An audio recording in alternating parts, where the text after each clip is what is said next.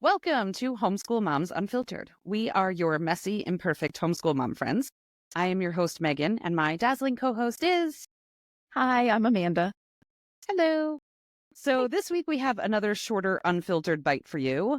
I am still off exploring the world, or at least Europe, with my kids, making loads of awesome memories and new friends at various world school hubs, and secretly hoping that my internet holds up for this podcast episode because...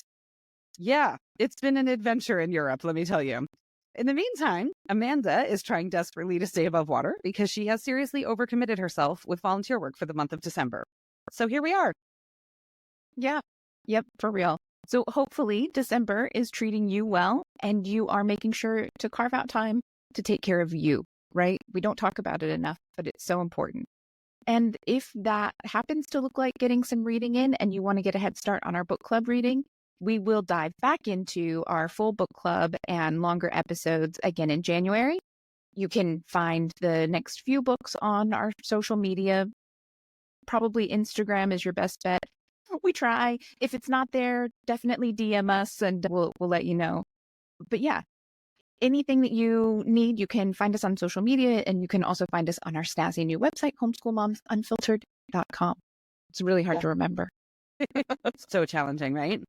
So today we are going to be talking about microscopes. We've kind of been going through things that are common homeschool items that if you are not an expert in STEM things, you might look at 700 microscopes on Amazon and be like, what the hell am I supposed to buy, right?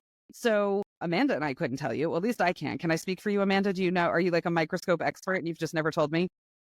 No, I'm pretty certain I bought one of the worst ones from like, I don't know, Lakeshore Learning or something, right? As our introductory microscope. It is not ideal. We'll put that there. All right. Well, then you needed Jazz in your life. So Jazz is our guest today. Welcome, Jazz. Thank you for joining us. Jazz is a homeschool mom, engineer, and STEM genius. So we're just going to kind of step back and let Jazz do her thing, right? So let's start off with age. At what age would you recommend starting to introduce microscopy? Which, yes, I had to look that word up because I am not a STEM person. Well, it really depends on the kid. Some kids kind of start finding interest as young as like 5 in, oh, well, what's this teeny tiny stuff and all that. And really, when it comes to microscopy, if you have a microscope that is not your standard with the kind of the binoculars, right? So you're looking through those little tiny lenses that are on the back of the microscope. Obviously, you're going to need to have a lot more skills to be able to kind of appreciate and use a microscope. But if you have a digitally connected microscope, and it doesn't even really need to be that great, you can actually plug that into your computer. You can put your computer up on the TV screen and you can be, hey, let's take a look at, the tiny little stomata in a leaf. And you can plug in that camera, look at the stomata opening and closing on that leaf and, really explore that with your young child. Obviously, they're not going to get as much out of it as an older child, but they are still going to find that interesting. And it's introducing them to those concepts at a young age that there is a world beyond what we have, the macro world that we live in. And it can actually be very interesting for them. So obviously, it really depends on the kid.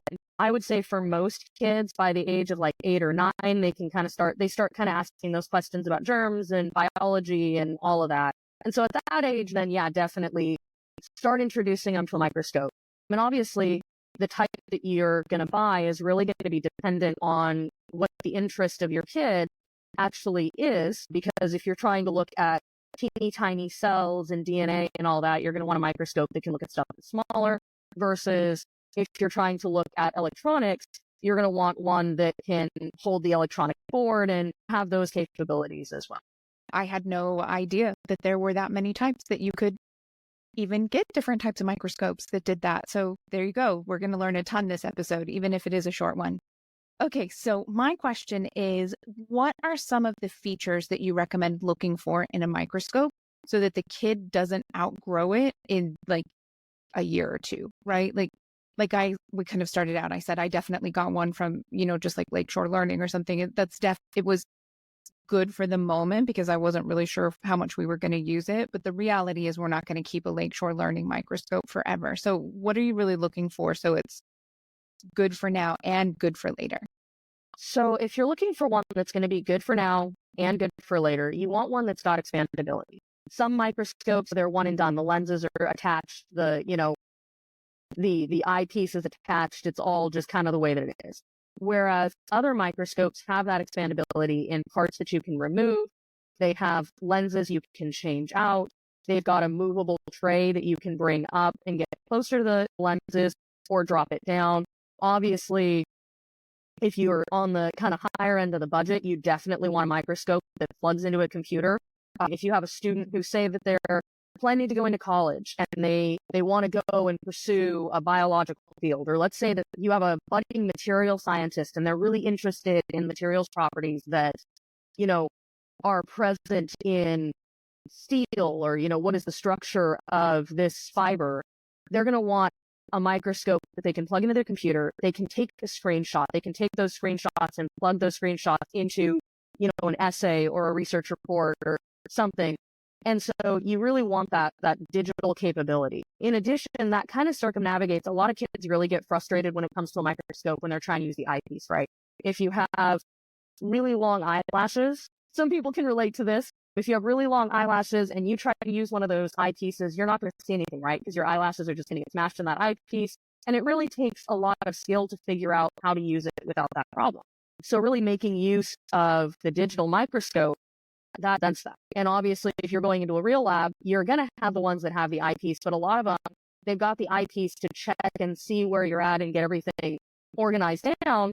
But then they're going to have a digital microscope that actually plugs into a computer so that you can see that image on your screen. So it really helps kids to learn to have that integration with the digital world early, because then they're getting used to that. And that's also going to give them the expandability that, okay, well, I might be looking at little leaves right now using the larger magnification, but now I can look at sourdough, or if I'm interested, I have a fish tank, so I'm going to take the swab out of the fish tank and I'm going to look at what the bacterial populations are and start to kind of expand in your understanding of that. But once again, it depends on what the student is looking for. There are microscopes, you can find them on Amazon for like $170 that have a screen attached to the microscope. They don't have a plug-in to the computer, but it is a screen, so they can digitally manipulate that. And they have little grabber arms on them that you can grab a plate or grab a circuit and actually look at the smaller pieces on the circuit. And they're really designed for that. So it really, once again, kind of depends on what your students' interests are. Do you have a student who's super interested in electronics, then you're going to want one that's more suited for that. Whereas if you have a student who is super interested in the biological world, then you're going to be looking at a microscope that has a backlit base, can light things from underneath, has a lot of really, really small lenses, has the removable lenses, because the removable lenses can be really, really nice to be able to put in different magnification and see all of that. That's awesome. Okay, so you mentioned $170 on Amazon as kind of a price reference for that one example, but what should parents expect to spend in the early years if their kids are just kind of dabbling and they're not quite sure if they have a STEM kid yet, or if they have a middle school, high school kid who's a hardcore science nerd? Like, where are your price ranges there? So you can get some really cool little handheld magnifiers on Amazon. They've got, for pretty decent reviews. And it's kind of what's known as a macro microscope. It's a digital, it's fixed focus. You basically move it by hand to look at whatever it is that you're looking at. That one's like $20. They make a digital computer connected microscope that's got pretty good reviews, once again on Amazon, that's about $30. So between $20 and $30, based on the Black Friday deals, you can get a decent kind of single version microscope. And then it kind of goes up from there. So if you're looking at, I think the lowest price I found on the ones that can kind of look at the electronics is about $50. And then from there, I think the first one that connects to, but it's a real microscope. So it's one of the ones that has, it looks like the classic microscope. It's a trinocular. That one's about $200. So that one is connected. It has the removable pieces. It's got, a camera. Obviously, it's not going to be your several $1,000 microbiology lab microscope, but it's one that's going to be a lot more reasonable for an older kid looking to kind of get into that skill set and that's more interested in the biological sciences. That one does have a backlight, I believe, and a movable plate. So that's gonna give you all of that. Obviously, the reason you want a backlight on a microscope is so that you can light the cells from underneath and see what's actually happening inside the cell. So once again, if your student is interested in the electronic side of it, circuit boards are okay. So you don't need that backlight, so you can get away with a slightly cheaper microscope. It's going to be between $40 and maybe $150 for one that'll do what you want it to do. Those are great points.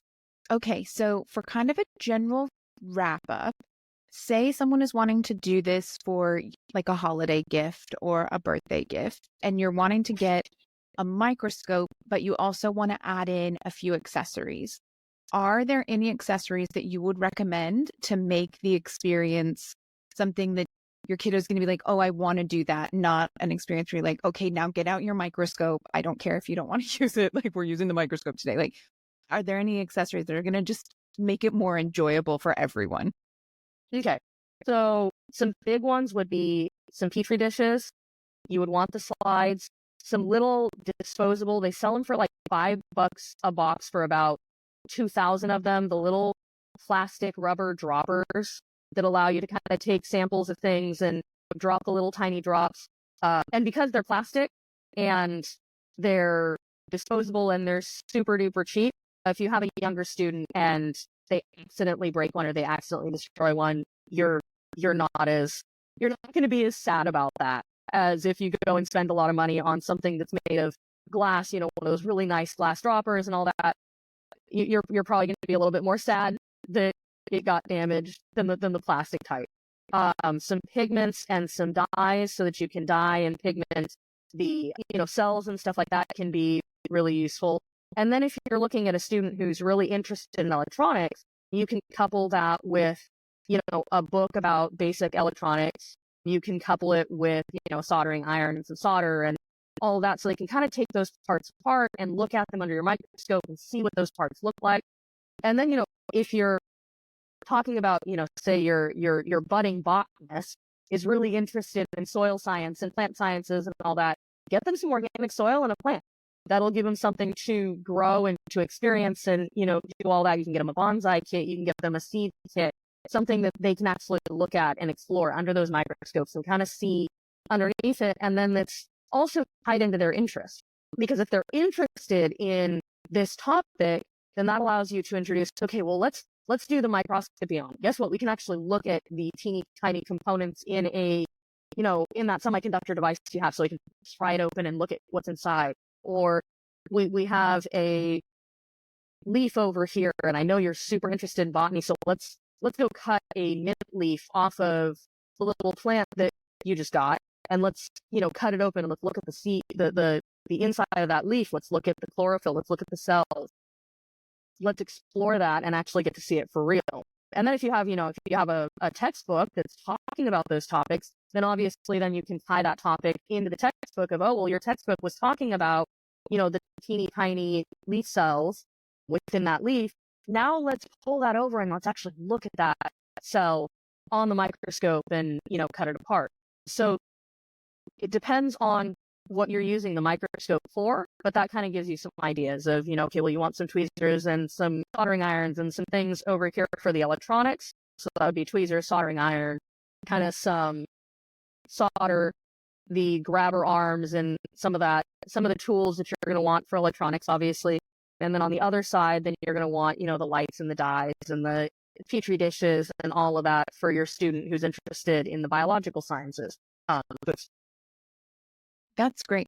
Actually, it made me think of, they're all over with the holidays, right? You see all of those little tabletop or counter hydroponic gardens so you can grow your kitchen herbs and things in the winter without warm weather and good light. And that would be so fun if you had a kid who was just starting to get into this, that idea that you could have one and you could grow things and then you could look at each stage of growth and development with your microscope. Yeah, I would have never thought of that. I'm not a big biology person. I was thinking of the grow your own mushroom kits, because I have foodies and my daughter loves rare and exotic mushrooms and all that. She'd come home from the farmer's market all the time with some $30 mushroom, that she bought, and figure out different ways to cook it and stuff. So mushrooms are just beautiful. The the artistry of mushrooms is amazing. So those would be pretty fun too. That also ties into using microscopes for art, because especially if you have a digitally connected one that can take snapshots, there's a lot of people that will take things like mushrooms or, the spores and everything, and they'll zoom it way in, and then they'll actually dye it so you can see that all dyed up, and then light it up underneath and take photographs. And it's a type of photography that they'll actually do microscope photography. So if you have an artsy kid who also happens to be a foodie, then that's also an option of introducing them to this kind of field of art that maybe they hadn't realized existed out there. Yeah, Super I didn't fun. realize that existed. And we talk about all the time leaning into kids' interests. So if you have a kiddo who's not super into science, but they are art, there's your entree into science, right? There's how you make it applicable to a kid who's more creative than scientific. So if you're listening to this and Jazz started talking about soldering and you're like, holy crap, I'm in over my head on all of this, and then soldering just like threw me over the edge, right? You can pair any of the stuff that Jazz just shared with us with one-on-one tutoring if you want to. So Jazz offers tutoring. So if you're like, my kid is so into this and I don't have a clue where to start, and they want to learn soldering and they want to learn electronics and biology and all this stuff, holy cow, right? Amanda's like, where on earth do I start? Anything STEM engineering, go to Jazz. She's amazing. So we are going to, in our description for the podcast episode, there's a $10 off coupon. If you want to go purchase a gift card to go with a gift, or just an experience for your kiddo to go do tutoring, you can do one-time sessions. You can do multiple sessions. I'm going to read out the coupon code. You're going to listen to it and be like, why is that so long and complicated? I don't know. We didn't generate it, but it's just the way it is. Don't stress. It's in the description. You can copy and paste it. So it's of Cure Jazz STEM 10. Horrible. Okay. OFCURJAZSTEM 10. It's in the description. Copy and paste it. Okay. Yeah. All right. So as long as we're on a roll with coupons, we have a little bit easier one to remember. Our Patreon memberships are on sale through January 4th. That's kind of a special holiday discount, right? So for the first month, you can get 50% off if you use the code BITE50. That's BITE, because you're listening to one of our unfiltered bites. So BITE 50. Just use that code at checkout for 50% off your first month with full Patreon membership. And again, we'll make sure we put the link in the description. It'll have both the code there for you, because we don't expect you to actually remember it while you're listening. And it'll have all the details about what you get at the different levels when you join our community. Yeah, I think that was all we had. That's it for us for today. Hopefully you enjoyed and you learned something new. I know I learned a ton of new stuff. This is not my wheelhouse. But if you have any specific questions, please feel free to drop your questions about microscopes or the specifics around your unique situation in the comments wherever you're listening, or on our social media. You can DM us if you want to keep it private. You've got a kid on social media as well, and you don't want them to know you're asking about their microscope Christmas or Hanukkah present. And we will loop Jazz in to help make sure we get your questions answered. And in the meantime, happy homeschooling. Have an awesome day. And thanks for joining us, Jazz. Absolutely.